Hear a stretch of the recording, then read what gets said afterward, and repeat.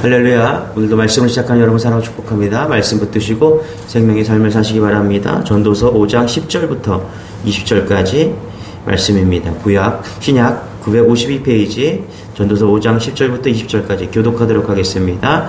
은을 사랑하는 자는 은으로 만족하지 못하고 풍요를 사랑하는 자는 소득으로 만족하지 아니하나니 이것도 헛되도다. 재산이 많아지면 먹는 자들도 많아지나니 그 소유자들은 눈으로 보는 것 외에 무엇이 유익하랴. 노동자는 먹는 것이 많든지 적든지 잠을 달게 자거니와 부자는 그 부유함 때문에 자지 못하느니라. 내가 해 아래에서 큰 배단되는 일이 있는 것을 보았나니 그건 소유주가 재물을 자기에게 해가 되도록 소유하는 것이라. 그 재물이 재난을 당할 때 없어지나니 비록 아들은 낳았으나 그 손에 아무것도 없느니라. 그가 모태에서 벌거벗고 나왔은즉 그가 나온 대로 돌아가고 수고하여 얻은 것을 아무것도 자기 손에 가지고 가지 못하리니 이것도 큰 불행이라. 어떻게 왔든지 그대로 가리니 사람을 잡는 수고가 그에게 무엇이 유익하랴. 일평생을 어두운 데에서 먹으며 많은 근심과 질병과 분노가 그에게 있느니라. 사람이 하나님께서 그에게 주신 바 그 일평생에 먹고 마시며 해 아래에서 하는 모든 수고 중에서 낙을 보는 것이 선하고 아름다움을 내가 보았나니 그것이 그의 몫이로다.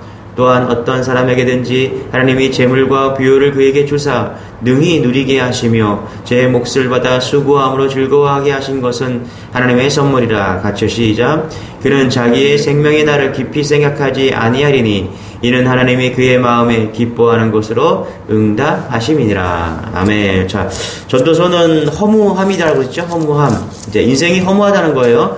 그런 역설적으로 허무하지 않는 방법이 무엇인가? 그 의미를, 인생이 허무하지 않는 방법을 찾는 것, 뒤집어진 방법으로 접근하는 것, 그것이 필요하다. 허무를 이기고 의미를 찾는 방법, 꼭 붙들어야 될 이유가 있다는 것입니다. 그래서 5장에서는 두 가지 이야기한다 그랬죠. 어제는 예배에 대해서 이야기했다. 우리가 허무를 이길 수 있는 방법은 하나님을 예배하는 것이다. 그렇죠? 하나님을 만나는 것이다.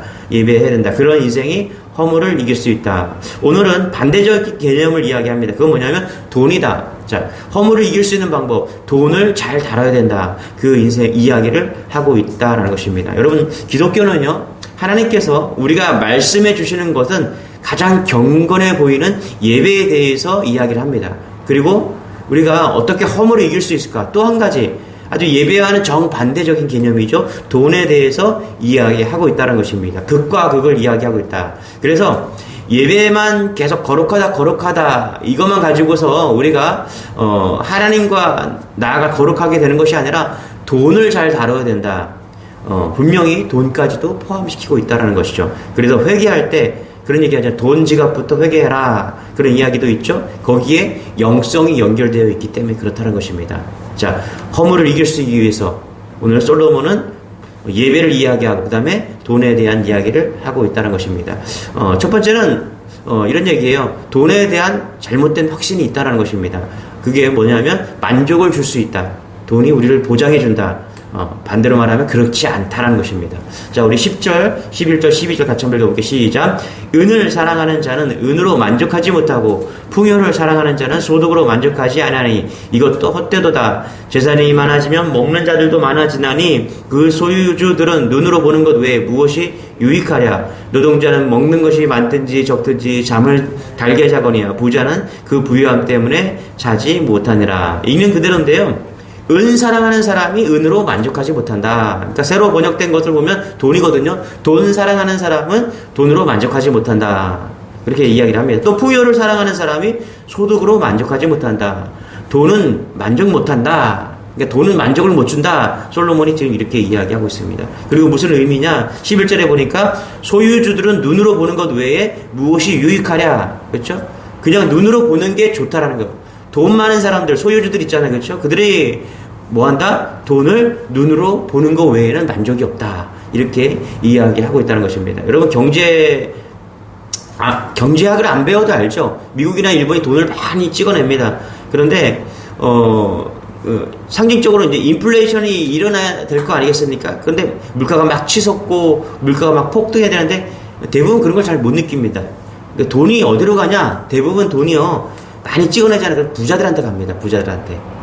전 세계가 다 그래요. 예를 들어서 우리나라 삼성 돈이 다 그쪽으로 갑니다. 삼성 회장이 1조를 가지고 있다고 칩시다. 1조를 다 쓸 수가 없죠. 그렇죠? 여러분 잘 보세요. 내가 1조를 가지고 있어요. 1조 가지고 있는 사람이랑 10조 가지고 있는 사람이 있어요. 다 똑같이 돈은 충분한 거예요. 1조 가지고 있는 사람이랑 10조 가지고 있는 사람이랑 숫자만 다르고요. 쓰는 건 다 똑같아요. 우리 인간이 쓸 수 있는 한계가 있거든요. 다 똑같다라는 게. 그래서 지금 성경이 말하는 건 뭐냐면 그거 보기만 할 뿐이다. 돈 많이 가지고 있어봐야 돈 보기만 할 뿐이다. 하나님이 놀라운 분이세요. 인간을 다 합니다. 돈 아무리 많이 가져봐야 네가 그거 다 쓰지 못하고 그냥 눈으로 보는 거야. 지금 그 얘기하고 있다는 거예요. 여러분 맞지 않아요? 우리가 돈을 많이 가지고 있지 않아봐서 모르겠지만은 지금 솔로몬이 돈 엄청 다 가져보니까 뭐라 그래요? 그거 다 쓸 수가 없어. 그냥 보는 거야. 자기 땅이 많은 사람들 있잖아요. 자기 땅이 많은 사람들. 자기 땅이 많은 사람은 자기 땅을 다 보지도 못해요. 어쩌다가 한번 볼 수 있겠죠. 그렇죠? 내가 한번 시찰한다. 뭐 이렇게는 할 수 있지만 여러분 살면서 자기 땅 그냥 어느 정도 보다가 끝나는 거예요. 제대로 다 쓰지 못한다는 거예요. 그래서 뭐라고 그러냐면 지금 뭐냐면 고민이 많기 때문에 잠도 제대로 못 잔다. 그렇죠? 반대로 노동자를 봐라. 먹든지 적게 먹든 많이 먹든 뭐 잠만 잘 잔다. 12절에 뭐래요? 노동자는 먹는 것이 많든지 적든지 잠을 달게 자거니와 부자는 그 부유함 때문에 자지 못하니라. 눈으로만 볼 수밖에 없는 것이고 또 그 부유함 때문에 잠도 제대로 못 잔다. 여러분 지금도 잘 주무시고 이 자리에 나오셨잖아요. 돈이 너무 많은 분들은 고민이 많아서 잠을 못 잔대요. 그러니까 우린 감사한 거죠. 그렇죠? 잠 잘 잘 수 있으니까. 실제적으로 제가 우리나라의 몇 안 되는 재벌가 인터뷰하는 거 보니까 이 사람들이 고민이 너무 많더라고요, 사실. 그리고 육체적으로 돈이 많으면 건강해야 되는데 그렇지 못한 거예요. 여러분 솔로몬은 돈 많잖아요. 그렇죠? 돈으로 나만큼 가져본 사람이 있냐? 그게 솔로몬이거든요. 돈이 만족 못 주는 거 빨리 깨달아라. 그 얘기하고 있다는 것입니다. 예수님도 누가복음 12장 15절에 무슨 말씀이에요? 탐심 버려라. 사람의 생명이 그 소리에 넉넉한 데 있지 않다. 소유가 넉넉해지는 생명이 있을 줄 알았는데 그렇지 않다라는 거예요. 그래도 여러분 나 돈 많이 좀 경험해보고 싶다. 여러분 그러기에는 우리 인생이 너무 짧습니다. 돈 벌다가 끝나는 거예요. 그래서 솔로몬이 우리에게 알려주는 것입니다. 그냥 믿는 것. 돈이 우리를 보장해 주지 못한다. 우리를 보장해 주시는 분은 하나님밖에 없다. 그걸 깨달아라. 그걸 깨닫기 위해서는 돈을 벌고 막 그렇게 하기는 인생이 너무 짧잖아요. 그렇죠? 그래서 솔로몬이 우리에게 오늘 지혜를 주시는 겁니다. 여러분 돈이 우리를 보장하지 못합니다. 오직 하나님만이 우리를 보장하심을 믿는 여러분 되시길 바랍니다. 또 한 가지는 뭐냐면 돈이 우리에게 보장해주지 못하고 만족을 주지 못한다. 13절부터 한번 13절 14절 읽어볼게요. 시작. 내가 해안에서 큰 패단되는 일이 있는 것을 보았나니 곧 소유주가 재물을 자기에게 해가되도록 소유하는 것이라. 14절 그 재물이 재난을 당할 때 없어지나니 비록 아들은 낳았으나 그 속에 아무것도 없느니라. 자 17절 같이 시작. 일평생을 어두운 데에서 먹으며 많은 근심과 질병과 분노가 그에게 있느니라. 여러분 13절에 보면요 소유주가 재물을 자기에게 해가 되도록 많이 소유한다는 거예요. 너무 많이 가져서 해가 된대요. 과유불급이죠. 그렇죠? 넘치는 거예요. 그리고 14절에 보면 재난이 오면 그가 그거 하루아침에 날아가 버린대요. 여러분 돈 없는 사람은 날아가 버릴 것도 없잖아요. 그렇죠? 돈 있는 사람들은 늘 그거 날아갈까 봐 걱정하는 것이죠. 그래서 재난이 오면은 어느 날 갑자기 하루아침에 날아갈 수 있다. 15절 같은 데 보니까 우리가 빈손으로 와서 빈손으로 돌아간다. 뭐 그런 얘기 하고 있는 거죠. 빈손인 사람은 아쉬울 게 없죠. 걱정도 없고요. 그렇죠? 왜? 항상 빈손이었으니까. 16절에 보니까 또 하나는 우리가 하는 모든 일들이 바람 잡는 것 같다. 그리고 이런 사람에게 남는 게 뭐냐 하면 마지막 한꺼번에 다 날아가 버린대요.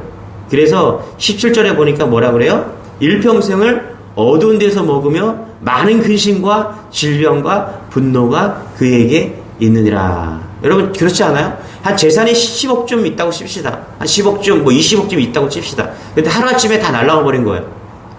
그럼 뭐가 와요? 근심이 오죠. 질병이 오죠. 분노가 남는 거예요. 돈은 만족을 주지 못한다. 돈은 보장하지 못한다. 돈은 유용하지만 너무 신뢰하지 말고 만족하거나 보장받지 말아라. 지금 그 얘기하고 있다는 것이죠. 여러분, 그 미국의 최고 부자였던 빌 게이츠가 살아생전에 돈이 얼마나 있었는지 아세요? 57조 원 있었습니다. 57조 원. 여러분, 57조 원 엄청난 거죠. 그죠? 하루에 100만 원씩 써도요, 죽을 때까지 다 못 씁니다. 500만 원씩 써도 죽을 때까지 다 못 쓰는 게 57조 원입니다. 그런데 그 자녀에게 얼마의 용돈을 주었느냐? 제가 찾아보니까 1달러 줬대요. 여러분, 1달러면은 뭐 한 1,100원 준 겁니다. 그렇죠? 일주일에 한 1,100원. 그 딸이 3명이 있었는데, 제니퍼, 로리, 피비가 있었는데, 그들에게 한 12살 되는 그런 아이들에게 1달러를 용돈으로 줬다. 그때 평균 아이들에게 용돈이 얼마냐면 16달러였대. 16달러. 그러니까 빌 게이츠가 용돈을 너무 적게 준 거 아닐까 이렇게 생각해 볼 수가 있는데, 빌 게이츠는 그랬대요. 애들이 용돈을 벌 수 있는 길을 열어주었대요. 그게 뭐냐면 집안일을 도와주면 용돈을 더 줬대요. 자, 빌 게이츠가 인터뷰에서 이런 얘기합니다. 딸 아이가 친구들이 모두 휴대폰을 가지고 있으니까 이제 휴대폰을 사달라고 투정을 부렸대요. 근데 안 사줬대요. 왜 안 사줬냐? 너무 쉽게 물건을 얻으면 인생을 쉽게 살기 때문에 안 사줬다라는 거예요. 그러면서 이런 말을 합니다. 아이들이 해프게 자라는 것을 원하지 않기 때문이다. 물건을 쉽게 가지다 보면 세상을 스스로 살아가야 한다는 것을 잊어버리기 쉽다. 여러분 잘 보세요. 용돈은요, 돈은요, 관리하기 나름이라는 것을 지금 빌 게이츠가 자녀들에게 가르쳐주고 있는 거예요. 여러분, 내가 57조가 있다. 그러면요, 믿음의 대상이 될 수가 있어요. 그 자녀들에게, 야, 너네 돈 걱정하지 말고 그냥 살아. 니들이 하루에 1,000만 원씩 써도 니들 다 못 쓰고 줄어. 우리 돈 그만큼 많아. 그렇게 믿음에 보장해 줄 수 있다. 만족을 줄 수 있다. 이렇게 말할 수 있는데, 이 땅에서 가장 부자였던 빌 게이츠는 돈은 관리의 대상으로 보았다는 거예요. 그래서 아이들에게 용돈 1달란트, 1달러를 줬다는 것입니다. 여러분, 성경에서 2000년 전에 가장 돈 많았던 사람 솔로몬이 얘기하는 겁니다. 돈은 뭐라고요? 관리하는 거다. 빌 게이츠도 이야기합니다. 지금 죽었지만 가장 갑부였던 빌 게이츠가 뭐라고 그래요? 돈은 만족의 대상이 아니고 관리하는 게 아니라 어떻게 해요? 그냥 관리하는 거다. 보장하는 게 아니라 관리하는 거다. 그것을 이야기하고 있다는 것입니다. 자, 오늘 이제 본론이 나오는데요. 18절입니다. 우리 본론 같이 한번 읽고 시작. 사람이 하나님께서 그에게 주신 바 그 일평생에 먹고 마시며 해 아래에서 하는 모든 수고 중에서 낯을 보는 것이 선하고 아름다움을 내가 보았나니 그것이 그의 몫이로다. 자, 18절에 뭐라고 그래요? 사람이 하나님께서 그에게 주신 바, 그렇죠? 그 사람에게 일평생 먹고 마시고 해 아래 모든 수고 딱 보는 것, 그것이 뭐다? 그것이 그의 몫이고 은혜로다. 이렇게 이야기하고 있다는 것이죠. 여러분, 첫 번째로 우리가 알아야 되는 건 뭐냐면 돈은 하나님이 주시는 거라는 것이죠. 여러분, 이걸 믿는 여러분 되시길 바랍니다. 성경은요, 참새도 먹이시는 하나님이 우리를 안 먹이시겠느냐. 그렇죠? 우리가 하나님의 자녀인데 하나님이 우리를 책임지시고 먹이신다라는 거예요. 그래서 돈 걱정하지 말고 하나님의 자녀답게 그렇게 살라는 것입니다. 왜? 18절에 보니까 하나님이 우리에게 주신 바 된다는 거예요. 다 주신다는 것입니다. 19절도 한번 읽어볼게요. 시작. 또한 어떤 사람에게든지 하나님의 재물과 부요를 그에게 주사 능히 누리게 하시며 제 몫을 받아 수고함으로 즐거워하게 하신 것은 하나님의 선물이라. 여러분 잘 보세요. 우리가 하나님의 재물과 부요를 그에게 주사 능히 우리가 누린대요. 제 몫을 받고서. 그렇죠? 수고한 만큼 즐겁게 받고 누린대요. 그게 뭐라고? 하나님의 선물이다. 여러분, 감사하는 여러분 되시길 바랍니다. 어떤 사람에게는 재물이 선물이 되는 사람이 있고요. 어떤 사람에게 재물이 해가 되는 사람이 있어요. 그런데 오늘 말씀해 보니까 수고하고 즐거워하고 수고한 만큼 얻는 것, 그게 복이래요. 우리는 많이 버는 게 복이라고 생각하죠. 성경은 지금 그렇게 이야기하지 않습니다. 우리에게 뭐라고 그래요? 수고한 만큼 받고 제 몫을 받는 것, 그리고 즐거워하는 것, 그게 하나님의 선물이다. 여러분, 씨를 뿌리고 열매를 거두는 것이 자연스러운 일인 것 같죠? 그렇지 않다라는 거예요. 지금 그게 하나님의 은혜라는 거예요. 씨를 뿌리고 추수까지 얻었다. 그게 지금 복이라고 이야기하고 있는 거예요. 여러분, 일하고 월급을 받는 것, 그게 복이라는 거예요. 여러분들이 지금 사업을 하잖아요. 그런데 내가 사업한 열심히 했어요. 그 열심히 한 것만큼 내가 얻었어요. 그게 복이라는 거예요. 하나님이 자기가 수고한 만큼 받을 몫을 주시는데 그게 하나님의 선물이라는 거예요. 그게 은혜라는 것입니다. 그게 복이라는 거예요. 여러분, 화물연대가 파업했죠. 엄청 일을 했는데요. 기름값이 막 솟으니까 자기들이 일한 만큼 받을 수가 없는 거예요. 그러니까 불행하잖아요. 그래서 파업한 거예요. 파업을 한 거예요. 그래서 정부를 상대로 해서 뭐라고요? 기름값을 낮춰달라. 그렇게 얘기하는 겁니다. 그러니까 이 사람들은 열심히 했는데 열심히 살았어요. 그런데 열심히 한 만큼 받지 못한 겁니다. 불행한 거죠. 그래서 여러분, 열심히 살았다, 내가 노력했다, 그만큼 얻은 게 복입니다. 예, 복이에요. 여러분, 목회도 그래요. 다들 열심히 합니다. 목회 열심히 안 하시는 분도 있지만 대부분 주위에 보면 열심히 합니다. 다들 열심히 하는데 통상적으로 우리가 생각하는 목회가 다 잘 되지 않잖아요. 그렇죠? 잘 되는 게 은혜입니다, 여러분. 열심히 한 것만큼 잘 되는 게 은혜라니까요. 중요한 건 될 때 그게 능력이 아니라 그게 하나님의 선물이라는 거예요. 여러분, 여러분의 자녀가 지금 잘 자라고 있고요. 여러분의 자녀가 직장에서 열심히 했는데 돈 벌어와요. 그래서 조금씩 쌓이고 있어요. 그게 하나님이 주신 은혜고 선물입니다. 이런 얘기가 너무 많지 않습니까? 여러분, 성적 잘 나오는 사람이 있죠. 그게 당연한 겁니까? 공부 열심히 해도요, 성적이 안 나오는 사람들이, 안 나오는 아이들이 태반이에요. 걔네들도 나름대로 열심히 하거든요. 근데 열심히 했는데 성적이 안 나올 때가 더 많아요. 그때 깨닫게 되는 거예요. 뭐냐면 공부한 만큼 나오는 것이 하나님의 은혜구나. 지금 하나님이 그렇게 이야기하고 있는 거예요.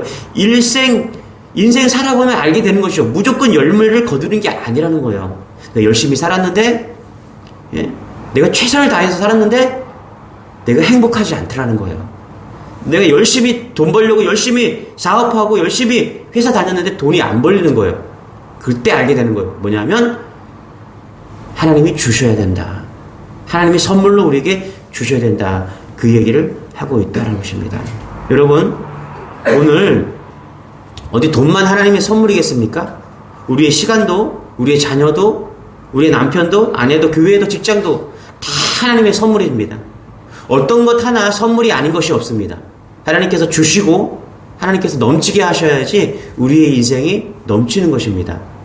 하나님을 바라볼 때 거기에 만족이 있고 하나님으로부터 다 왔다는 사실을 잊지 마시기 바랍니다. 여러분들이 오늘 하루를 사시면서 내가 더 가지려고 노력하지 마시고 나에게 주신 것이 하나님의 선물이고 은혜라는 사실을 깨닫기 바랍니다. 세상에 몇 안 되는 그런 부유함이 좋은 게 아니라고 오늘 솔로몬이 이야기하고 있잖아요. 근심만 더 할 뿐이고 그냥 보기만 할 뿐이다. 쓰지도 못해요 다. 그래서 1달러 주자는 용돈 1달러. 우리는 깨달아야 됩니다. 부자들을 통해서. 부자가 돼보지 못하겠지만은 오늘 어쨌거나 부자의 이 솔로몬의 삶을 통해서 이 정도 부자 되지 못하겠지만은 그래서 깨달아야 되는 거예요. 오늘 내게 있는 것이 하나님의 은혜고 그것을 족할 수 있는 은혜. 그렇게 누리는 여러분 되시기를 축원합니다. 기도하겠습니다. 하나님, 우리가 돈을 추구하는 인생이 아니라 하나님을 따라가는 인생이 되게 도와주옵소서. 더 가지려고 하는 인생이 아니라 주신 것 만족하고 감사하고 은혜를 누리는 그런 인생 될 수 있도록 우리를 붙잡아 주옵소서.